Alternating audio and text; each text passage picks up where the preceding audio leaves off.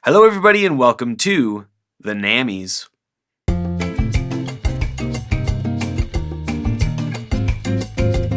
The NAMMYs are like the Grammys in that there are awards given to musicians. However, they're better than the Grammys because they're about NAMM. Basically what this is it's a fun way for me to give awards to people who probably don't care if they get them or not, based on what I saw at NAMM this year. A quick recap for those of you who are unaware, NAMM stands for the National Association of Music Merchants, and the NAMM show is a convention in Anaheim, California in January of every year where music manufacturers and companies go to display all of the new products that they have for the coming year. It's essentially like Comic-Con for musicians. I have a handful of categories that make sense and some other ones that I just threw in there because I felt like it. The winner from any one of these categories can be the recipient of some golden noise-canceling earplugs to use at next year's NAMM once this channel starts actually making money, and they are also given the opportunity to sponsor a video on my channel. Let's get right into it. The first category is the coolest looking products. Now there were a lot of really cool looking things, but unfortunately I had to stick with Third Man Hardware and just honestly all of their products. I couldn't pin it down. All of their products look really, really cool. I'm a sucker for good branding, and they do a really great job. For those of you who are unaware, this is Jack White's company.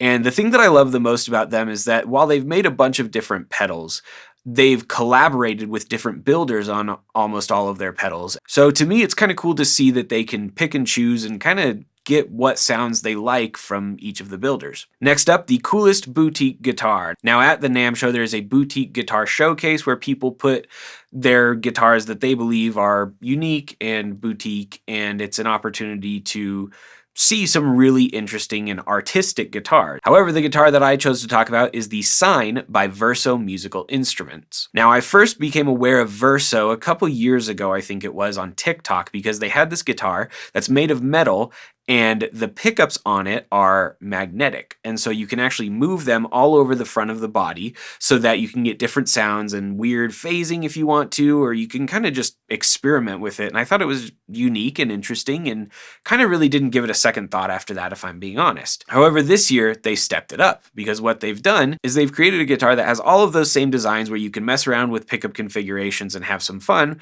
but you can also move the actual body of the guitar.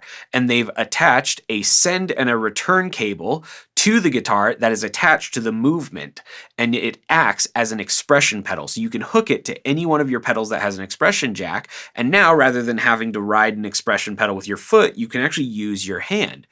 And honestly, I thought that was really, really cool, and I thought the designs looked really nice, and yeah, I just thought it was really rad. These are made in Germany, and they start at around 2,000 euros, which is, you know, about a little over $2,000 in American dollars. Up next, we have the coolest pedal that I played, and there was a lot of really hot contention for this spot. However, at the end of the day, the pedal that I walked away wanting to buy the most was called the Pet Yeti by Cosmodio Instruments. Now, Cosmodio Instruments has recently released a pedal called the Gravity Well. That's a really, really crazy cool pedal. You should go check it out. Go to their YouTube channel, go to their Instagram, all that stuff. It's wild. It's a tremolo combined with a wave folder, and you can just do some wild stuff with it. However, even though their Pet Yeti was an older design, it was one that I was drawn to because it's kind of like an all-in-one overdrive to fuzz pedal. As someone who records fairly often and who does studio work, it's fairly practical to have just this one pedal that can do everything from simple overdrives all the way to the gnarliest, crushiest, bit crunching tones you've ever heard. It's honestly just peak tweakability. And I loved the design. I love that the two LEDs are the Yeti's eyes. It's just a cool looking pedal, and then you plug it in and you realize that you kind of have limitless overdrive options at your fingertips. And I honestly loved it. So I hope to be able to get one soon. Put it on the channel. These run at $219. Up next, we have the best acoustic guitar that I played this weekend. And this one was a little bit of a surprise, and yet also not a little bit of a surprise. This was the SG51 by Boucher Guitars. I was turned on to Boucher Guitars when I made a video a couple months ago about torrefied tops and torrefaction in acoustic guitars. And I had 2 or 3 comments of people telling me to go check out Boucher guitars, to check them out. They torify their guitars and they're incredible. So I decided to do so, and I was not disappointed. I was actually blown away.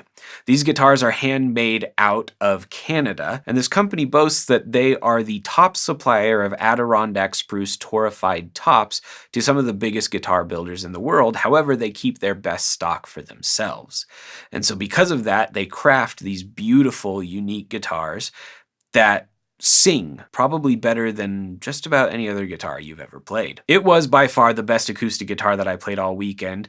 However, it does come at a price, as the guitar that I loved, the SG51B for black, because it had the black top, sits at over $6,000. Quite the price tag. Might be worth it though. Up next, we have the best electric guitar that I played all weekend, and this one was maybe a little surprising, but also not surprising at all. It was the Fano Alt De Facto JM6. Now, I recently became familiar with Fano because I used a Fano Alt De Facto SP6 on a record at June Audio a month ago or so, and it was a really cool guitar. It's very comfortable. It kind of has a little bit more unique neck. However, its tone was wicked. As I was walking through the NAMM show, I discovered that Fano and Novo guitars have recently merged. And so as I roamed through and looking for all the best electric guitars that I could find, I ended up back at that Novo Fano booth. And I was eventually stuck between the Novo Cirrus J and the Fano Alt De Facto JM6. Both have P90s, both are that kind of offset body. I did think that the Novo looked cooler, but as far as playability, which is kind of what won out, I kind of leaned towards the JM6. Now, this is definitely a personal preference thing. I kind of just felt like the Fano was a little bit more comfortable, and it's because I have short little stubby fingers that do weird things when it comes to playing guitars. And if you asked me again tomorrow, I could switch back to the Novo. So it was kind of a tie, but I think I'm settled on the Fano Alt De Facto JM6. Getting one of these starts at $3,500. Up next, we have the coolest product. Now, this was something that the reason why I thought it was cool is just because I had never really thought about it before. And these are called the Brownie and the Brown Box by Amp RX. Now, this is a company based in Nashville owned by working musicians who hand wire these things. And what they are is they are essentially a go-between your amp and the wall's power, and they allow you to control the voltage that comes from the wall and into your amp. You can either increase it or decrease it. There's a couple reasons why you might want to do this. Number one, vintage amps tend to lean towards a preference of about 110 volts instead of the typical 120 volts that come out of our more modern American power outlets. You can also use it to make sure that you're not getting too little voltage at less desirable, more sketchily powered venues. What that means is that you can either increase or decrease the voltage to fine tune and make sure that your tone is consistent.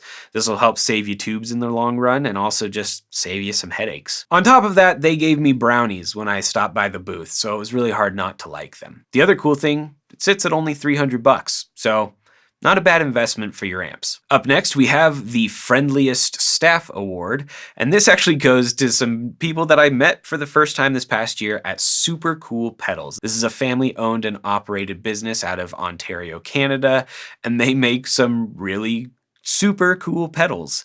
On top of that, they were super friendly, super easy to talk to. They didn't slough me off as some peasant of a person. And it really felt like if I wanted to, I could have sat there and talked to them all day, though I would have interrupted their whole reason for being at NAMM. They had a lot of really cool pedals with really cool artwork, and their zigzag pedal received some recognition from Premier Guitar last year. Again, the real reason they're getting this is just because they were super nice.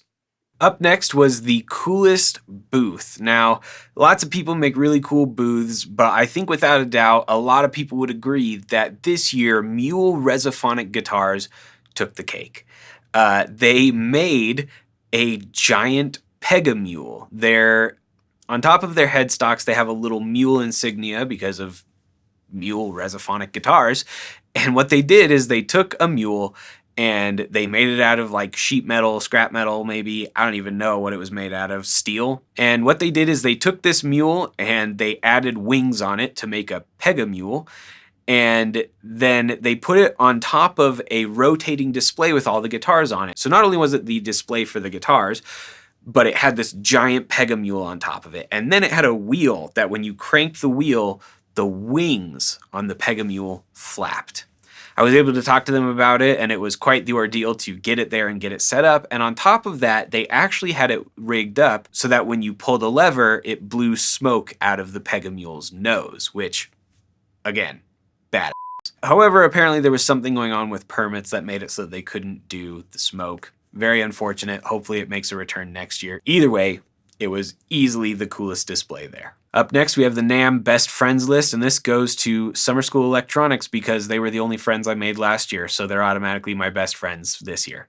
I hope to add more of these companies to the Best Friends list next year. And the final and possibly most important award of the evening is the Most Annoying Sound Award. As you may or may not know, the convention is essentially a gigantic room with small 10 by 10 booths full of people playing guitar, bass, drums, trumpet, violin, you name it. Doesn't really matter. They're doing it. And it's one of the most overstimulating experiences I've ever had in my entire life. There's part of me that wants to tell you not to go, but then everything else in me says you gotta go. Either way, a lot of people think that the drums are really annoying. Some people think that the live music and DJ section is really annoying. This year I found myself being most annoyed by people playing slap bass. So congratulations, anyone who played slap bass, you're really annoying. And there you have it. That is the 2025 NAMMYS as done by me, Mac Wright. Once again, the winner of any of these categories wins a set of golden noise-canceling earbuds that can be redeemed as soon as this channel starts making money, and they've also won the opportunity to sponsor a video. In all honesty, this is just a fun way to say that I got to play some really cool guitars, I got to play some really cool pedals, I got to see some really cool things at NAMM, and I think these are the ones that I remember from this year. So I hope to be able to bring them onto the channel this coming year, try them out for you, play through them, and hopefully push their products forward because a lot of these people, I believe in their products. And I think that they should be in every guitarist's home. What do you guys think? If you were at NAMM, what was something you played that you loved? What's something that you know one of your favorite companies is releasing this year that you're super excited to try? Let me know in the comments down below. Once again, my name is Mac Wright. Thank you guys so much for tuning in. Please like and subscribe. It certainly does help out the channel. Helps me feel a little better, but even if you can't make my day better, please go make someone else's day better. Thank you so much. We'll see you around.